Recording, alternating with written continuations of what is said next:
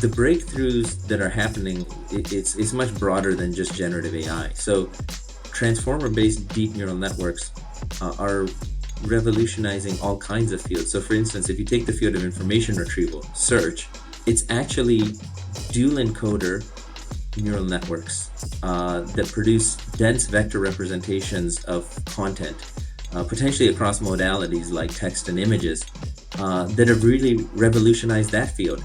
If we speak specifically about text, a lot of the commercial use cases have been around customer support automation and sales automation, things like that.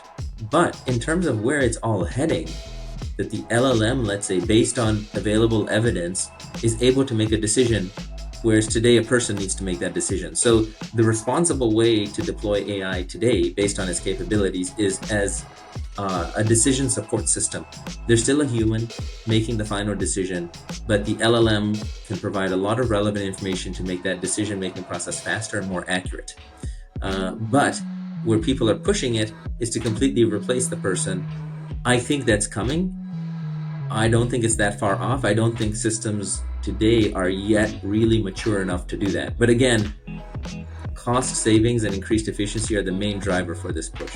We published a hallucination leaderboard, which was featured in the New York Times a few weeks ago. And what we found is systems like GPT-4 hallucinate about 3% of the time, meaning given a set of facts, they produce a summary that's not factually consistent with those facts 3% of the time. Now, is that acceptable or unacceptable? It really depends on the domain. If we're dealing with, customer support, if the stakes are low, the items that they're discussing are all worth $100 or less, then actually you're ready to actually roll out the technology already, and you can potentially start doing some automated decision making as well. On the other hand, in a field like legal or medical, 3% is way too high. In fact, even 1% is probably too high. So it's very context dependent. But what I will say is there's enough researchers working on this problem that within a year, I expect the problem of being factually consistent and the LLM making either decisions or summarizing in a factually consistent manner is going to be a problem of the past. I believe that these systems will reach superhuman performance. People ask, are they going to reach 0% hallucination rate? I don't think that's actually a well-defined metric. Eventually people end up disagreeing on whether something is a hallucination or not, but I think it will reach a level very quickly where it's better than the average human at doing these things. If you look at the barriers to broader adoption of this technology, security, manageability, privacy, these are the big things that are holding back progress. So you can look at it from the perspective of data platforms that offer this kind of access to generative AI, traditional security certifications like HIPAA and SOC 2, those need to be in place. Best practices around, obviously like encryption of the data to and from, but also the adoption of architectures that are less prone to this kind of leakiness. So for example, it's very dangerous to take an LLM, train it on one customer's data, and then somehow be deploying it for another customer, because these are black boxes, and with the right prompts, all kinds of private data can emerge. So a much better pattern is that you never train the large language model on the customer's data at all. The large language model is purely being used to summarize a set of facts that are handed to it, and those are being done, for example, with a traditional keyword retrieval system, or better, a neural retrieval system, but where that neural retrieval system is also pre-trained and is never trained on the customer's data. So then let's take it one step further. Being able to quantify and know when a model is hallucinating versus when it's actually being accurate. Right now, the LLMs, no matter what you ask them, they're going to say something to you. It's much better when the information is unreliable. They simply return an error and say, I don't know what to say. They know when to stay quiet.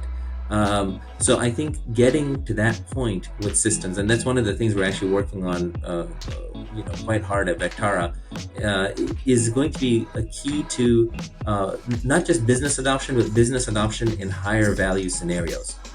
the system has to be able to know when it's not confident in its response and just not respond, versus just making up something that sounds good.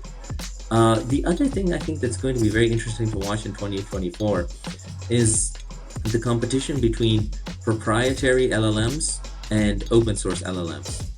And I think the most interesting company for me to watch here is Meta.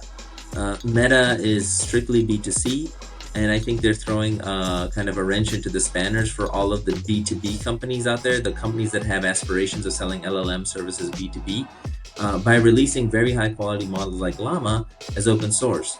And you combine it with services like AWS Bedrock, or just looking at the hardware side, the ever increasing power of the chips that are coming out from NVIDIA. And then also, some of the other companies that have recently started up in the space of producing chips. You have AMD coming in and producing very powerful chips for AI inference. And so if that's not clear to me, like where's the balance of power going to land in a year? Is it going to be that LLMs, open source LLMs, reach a point where they're 98% of the performance of a GPT-4, but guess what? I can control and run in my own data center, so I'm going to do that. Or the reverse scenario, companies like OpenAI and Anthropic quit publishing their research. They somehow, discover new algorithms that puts them way far ahead of what's in the open source world, and then you have the whole industry being locked up by a few very powerful companies. I think that's the thing that I'm most interested in watching.